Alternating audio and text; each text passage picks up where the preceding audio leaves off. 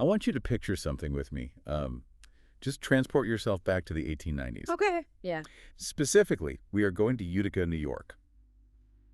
Imagine, like, stepping off a cobblestone street and heading down into the basement of a commercial bakery. Oh, wow. Sounds intense. Yeah, it is midnight. Yeah.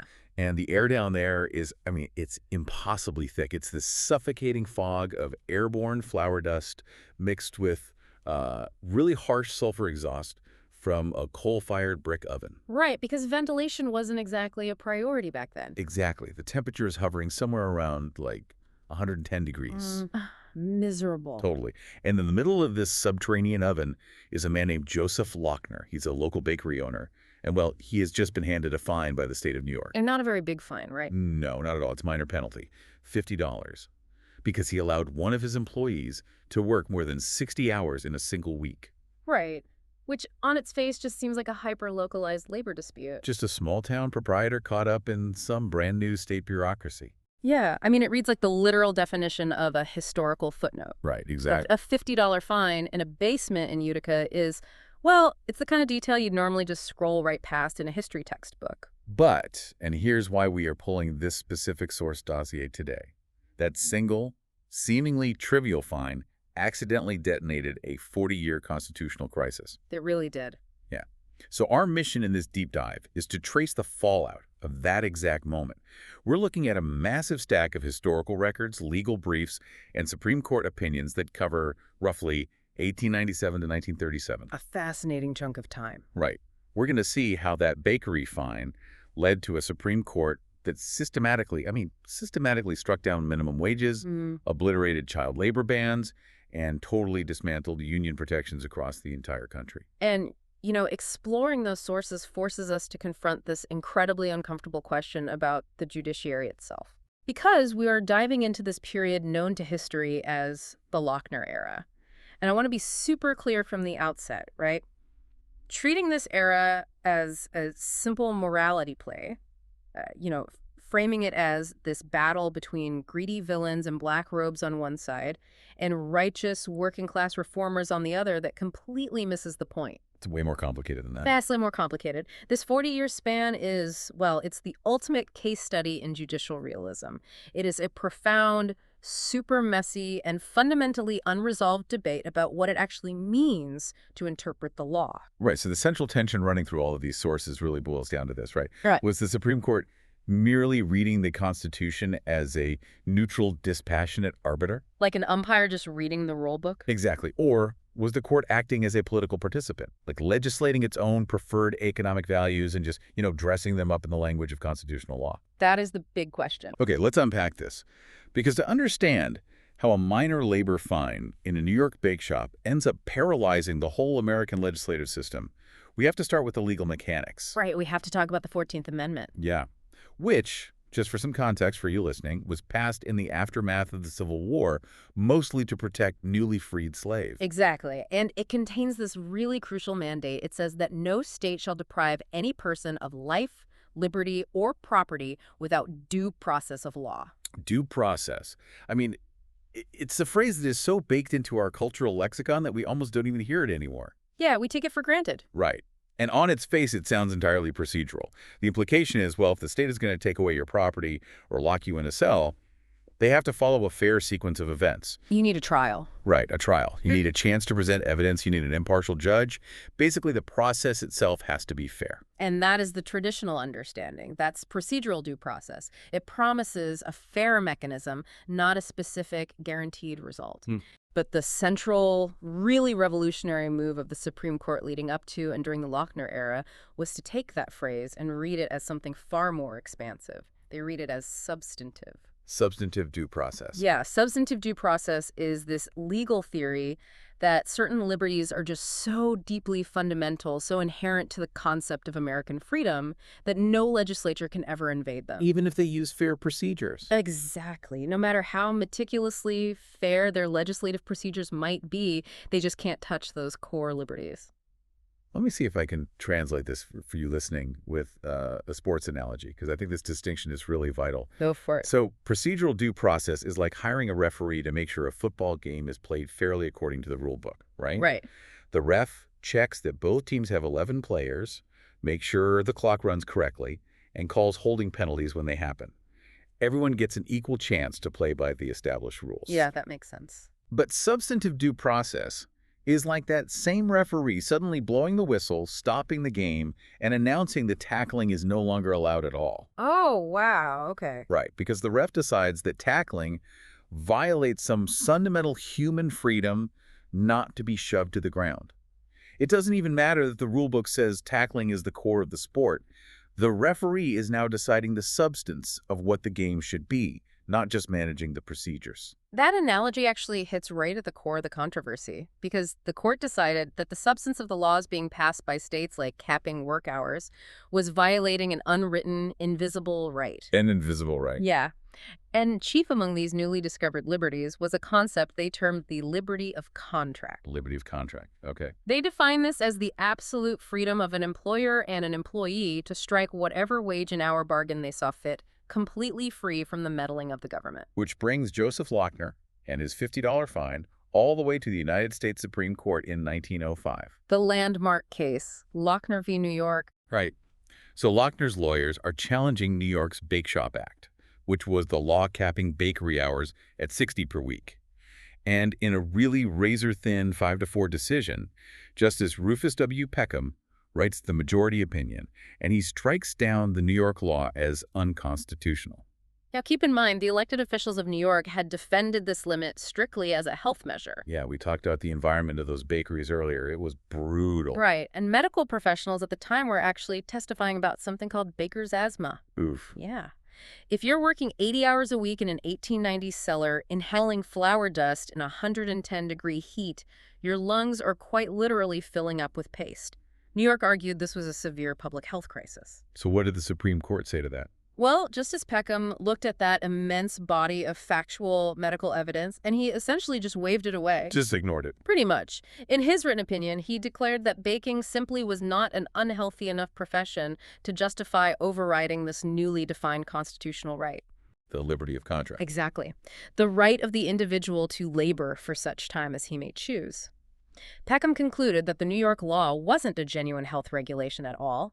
He saw it as a labor law wearing a clever disguise. Oh, interesting. Yeah, to the majority, it was an insidious attempt to redistribute bargaining power between the bakery owners and the bakery workers. So the court essentially just stepped out of the courtroom and into the legislative chamber. Pretty much. I mean, the elected representatives of New York looked at the physical realities of the bakeries, they looked at the medical data, and concluded, this is dangerous, we have to intervene. Right.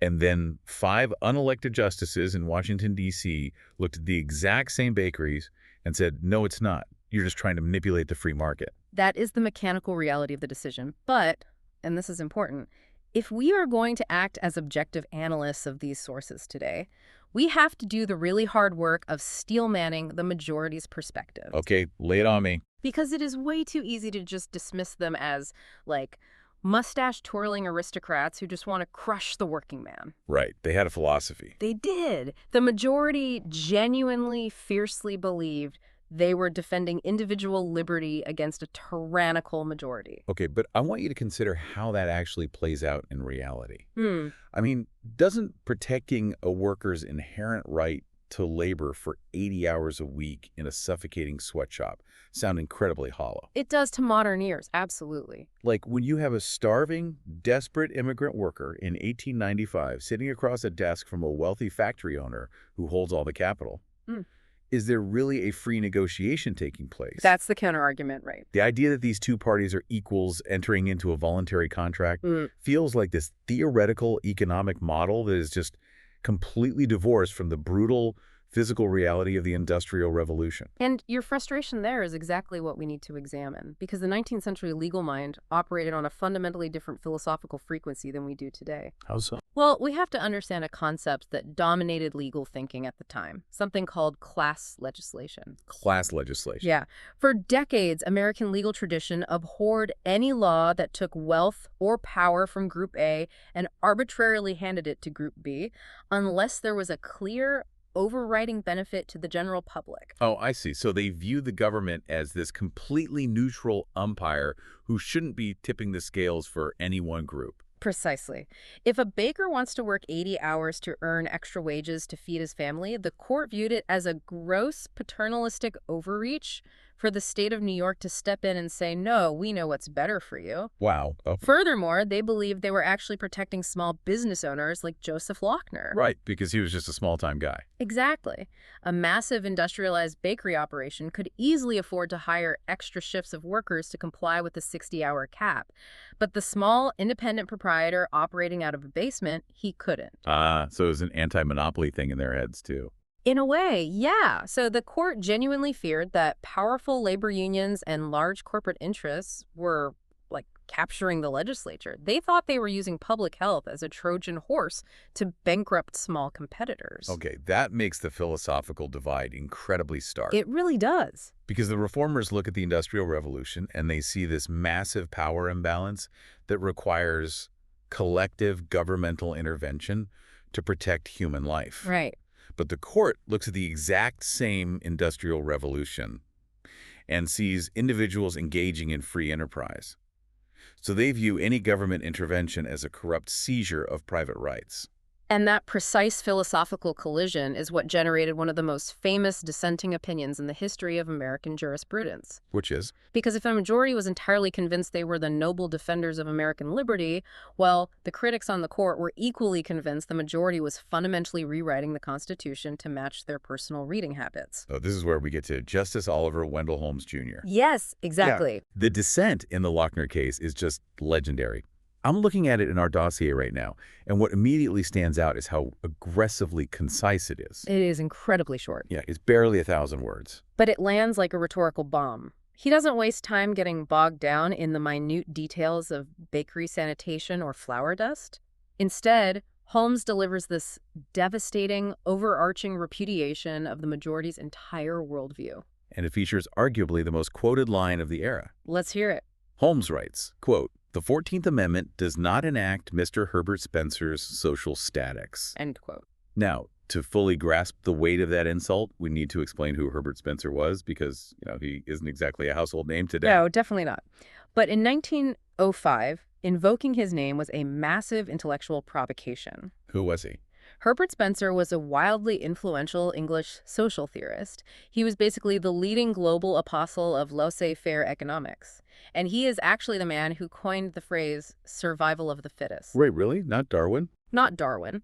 Spencer took Darwin's biological theories and ruthlessly applied them to human economics. His 1851 book, Social Statics, essentially argued that any government interference in the economy, any regulation to help the poor or regulate working conditions or provide safety nets, would disrupt the natural evolutionary progress of human society. Wow. Yeah. To Spencer, government intervention was not just economically inefficient, it was biologically disastrous. He was the ultimate uncompromising champion of the unregulated free market then. Absolutely. So when Holmes writes that sentence, he is launching a direct, incredibly personal attack on the intellectual vanity of his colleagues. Oh, 100%. He is basically saying, look, I know you all sit around reading Herbert Spencer. I know you worship his theories on the survival of the fittest. But you do not get to take your favorite economic textbook, slide it over to the Constitution of the United States, and pretend they are the exact same document. That is the core charge right there. Judicial legislation. Holmes is articulating a profound theory about the role of the judiciary in a democracy. Right. He argued that a constitution is not designed to permanently enshrine one specific economic theory. It is a framework built for a population of fundamentally differing views. That makes total sense. Right. So the fact that 5 men on the Supreme Court personally believed laissez-faire economics was the correct way to run a society, well, that didn't grant them the authority to impose that theory on a vast segment of the American public that clearly rejected it. And we know the public rejected it because their democratically elected legislature passed the bakery law to begin with. Exactly. So Holmes is establishing this baseline for judicial humility. He's arguing that if a legislative judgment is even mildly rational, like if a state legislature can look at a basement bakery filled with coal smoke and reasonably conclude, hey, we should probably limit how long human beings are down here, then the court must defer. Even if they hate the policy. Even if every justice on the bench personally believes the policy is an economic disaster, it is simply not their job to veto it. He is planting the seed for what we now call the presumption of constitutionality for economic regulations. He is. But, it's fascinating to look at our sources here because Holmes wasn't the only justice who disagreed with the ruling. Right, he wasn't alone. I see in our notes that Justice John Marshall Harlan also wrote a dissent in Lochner. But he takes a completely different tactical approach than Holmes did. Why does that matter? It matters because the contrast between Harlan and Holmes is vital for understanding how judicial power is contested. Harlan's dissent was much more traditional. He basically accepted the majority's playing field, but he argued they were misreading the scoreboard. What do you mean? Well, Harlan brought in extensive medical statistics. He cited all these studies on respiratory diseases among bakers to argue that baking is objectively a dangerous profession. Okay, so he was looking at the facts. Right. And therefore, he argued, the 60-hour cap was a perfectly reasonable exercise of the state's police powers. Oh, we should definitely define that term quickly for you listening, because police powers comes up constantly in constitutional law. Yes, very important. Police powers doesn't just mean the literal police department.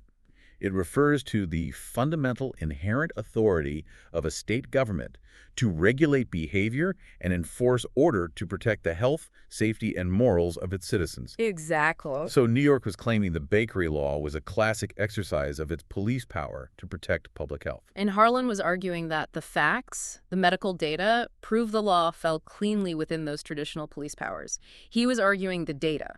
But Holmes wasn't arguing the data at all. Holmes was arguing the philosophy of power. Yes. Holmes essentially said, I don't care if baking is the most dangerous job in the world or the absolute safest. It doesn't matter what I personally think about the flour dust. It is simply not the Supreme Court's job to make this factual determination in the first place. So Harlan wanted the court to make a more accurate medical decision.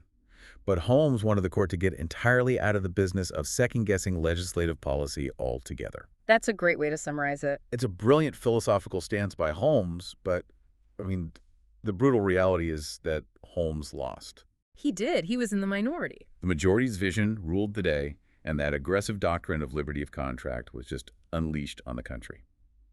So, moving into the next phase of our sources, how did this philosophy actually reshape American life for the next 40 years? Well, it dictated life by effectively vetoing the progressive movement entirely. Lochner was not a one-off mistake. It became the operational template for the federal judiciary. Wow.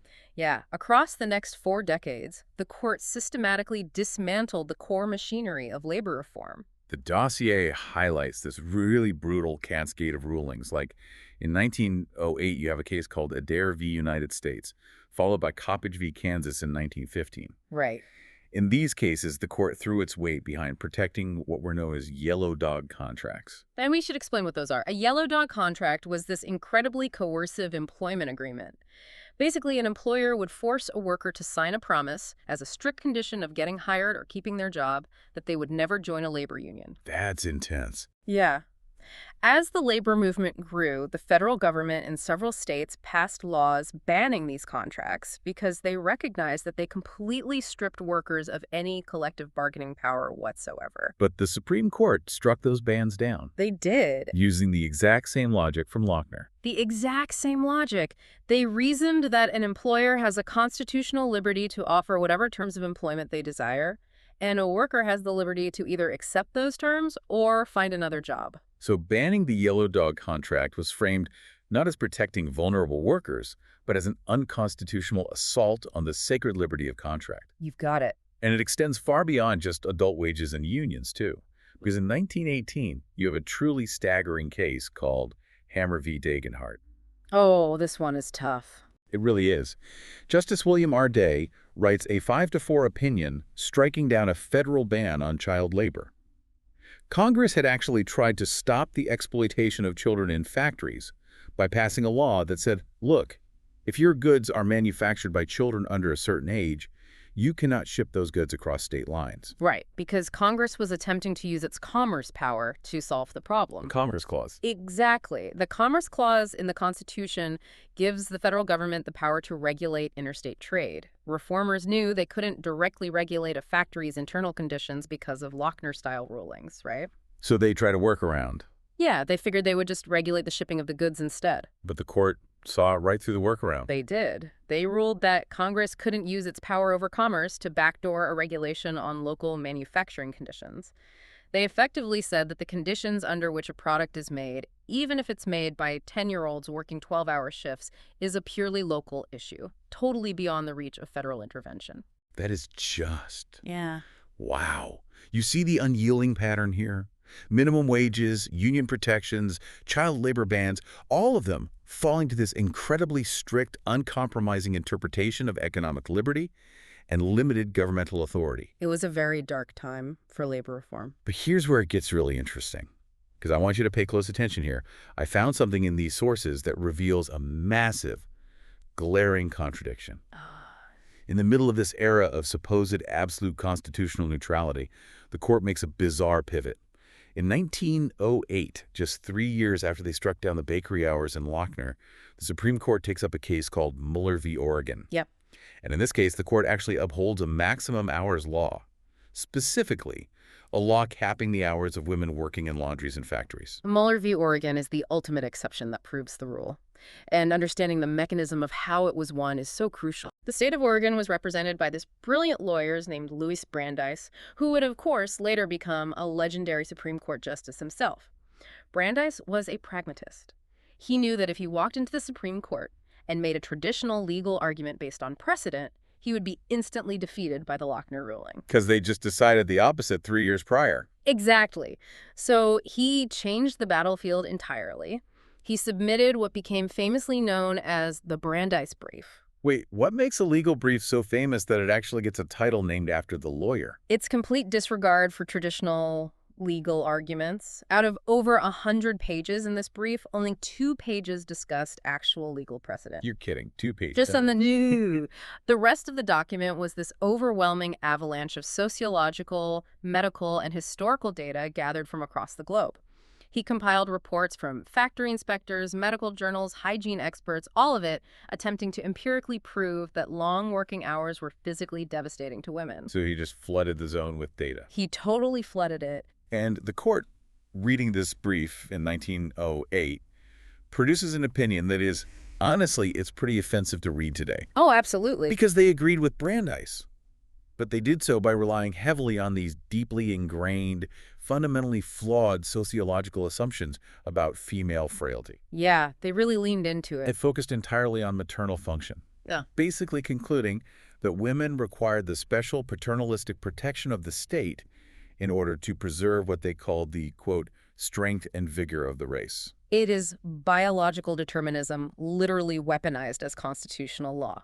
The court explicitly stated that a woman's physical structure and the performance of maternal functions placed her at a distinct disadvantage in the struggle for subsistence. Yikes. Yeah, and therefore, her liberty of contract could be overridden by the state. I mean, if we just pause and analyze the sheer hypocrisy of this. It's astounding. The court spent years claiming that liberty of contract was this neutral, unbending, mathematical constitutional rule. It was the referee simply calling fouls from the rulebook.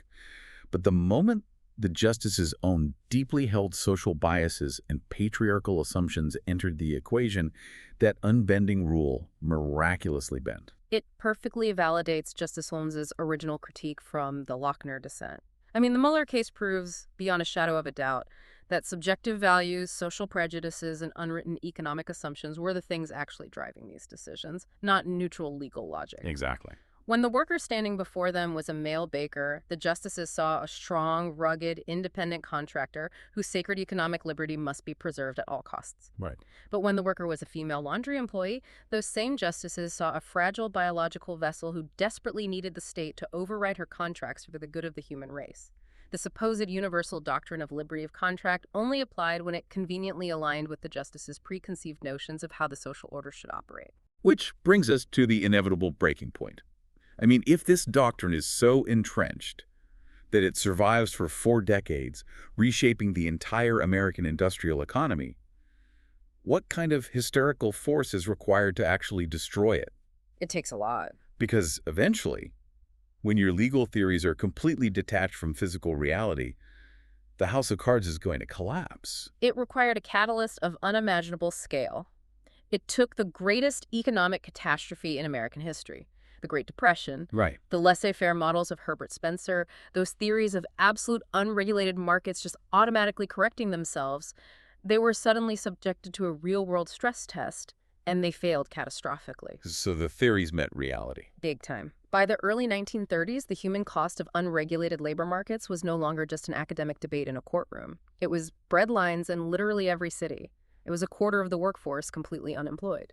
It was the total systemic collapse of any semblance of bargaining power for the average American worker. Exactly. The theoretical legal models were entirely shattered by the reality of the streets. The physical suffering of the Depression was crashing into the marble walls of the Supreme Court. Yet, astonishingly, looking at our sources, the court initially held its ground.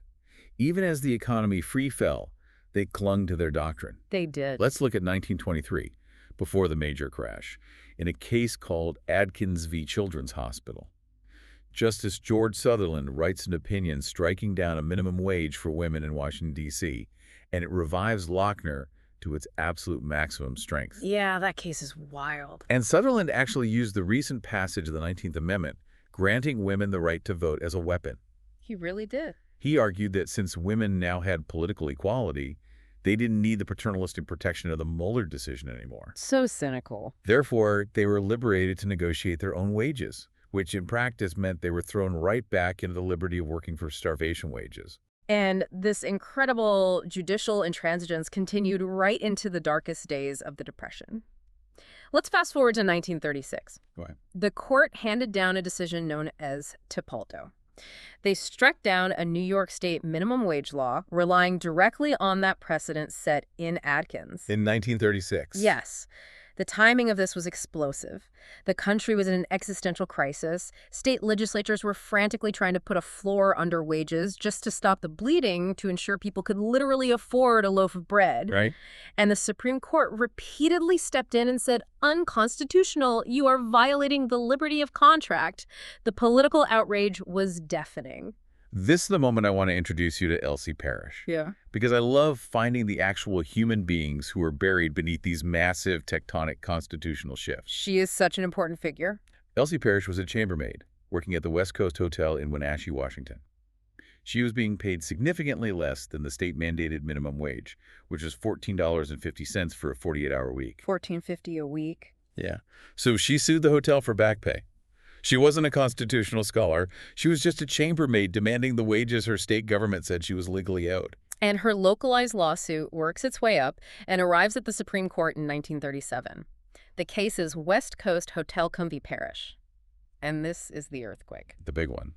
By a 5-4 vote, Chief Justice Charles Evans Hughes writes the opinion upholding the Washington state minimum wage. In doing so, he expressly, unambiguously overrules the Adkins decision from 1923. Wow. He explicitly writes that the Constitution simply does not speak of a freedom of contract. And with that single stroke of a pen, the doctrine of liberty of contract, the engine of the Lochner era, was buried forever. Now, anyone who took an AP U.S. history class probably remembers the popular narrative of how this happened, right? Oh, yeah. The classic story. The standard story is that President Franklin D. Roosevelt, fresh off a massive landslide re-election and absolutely furious at the court for striking down his New Deal programs, threatened to pack the Supreme Court. He proposed a bill to add up to 6 new justices to dilute the conservative majority. Right. And the story goes that the court got terrified of losing its institutional independence, and one of the conservative justices suddenly flipped his vote just to appease FDR and save the court. It even has a catchy rhyme, the switch in time that saved 9. So catchy. But does the historical record actually support that narrative? Did the Supreme Court just cave to raw political bullying? Well, the historiography here, the study of how this history has been written and understood, is fascinating, and it is a perfect example of why we must rigorously interrogate our sources. Okay, lay it on me. Extensive legal scholarship, particularly the archival work done by historians like Barry Cushman, has systematically dismantled that simple, politically convenient timeline. Yes, the pivotal swing vote in the West Coast Hotel case was cast by Justice Owen J. Roberts. But when researchers dug into the internal docket books and conference notes at the Supreme Court, they discovered that Roberts actually cast his decisive vote to uphold the minimum wage law in conference in December of 1936. Wait, let me stop you there. December of 1936. When exactly did President Roosevelt publicly announce his radical court-packing plan? February 5th, 1937. Wow. Yeah, that is months after Justice Roberts had already made his internal decision to shift his constitutional stance and uphold the wage law. So the direct threat of court packing could not have logically caused the switch, because the switch had already happened in secret before the threat was ever even made. Precisely. The decision simply wasn't publicly announced until March of 1937, which is why the press and the public immediately assumed Roosevelt's threat had forced the court's hand. That is wild how history gets remembered. It is. Now, dismantling that myth doesn't entirely solve the mystery. It just leaves us with a much more nuanced debate. We still have to ask, what actually caused a Supreme Court justice to abandon 40 years of settled law? Right, because it's still a massive shift. Exactly. How much of that shift was due to the broader, inescapable atmospheric pressure of a nation in crisis, the sheer scale of FDR's 1936 electoral victory, and the undeniable economic reality of the Depression? Yeah.